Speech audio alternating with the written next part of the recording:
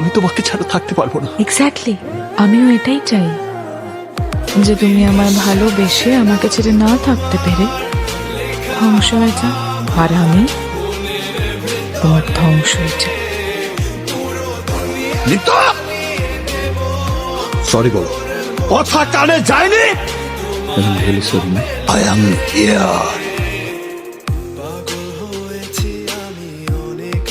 সবাইকে মেরে দিয়েছো? আচ্ছা, তোমার কি মনে হয় যে তুমি সবাইকে মেরে ফেললে আমি তোমাকে মেনে নেব? না।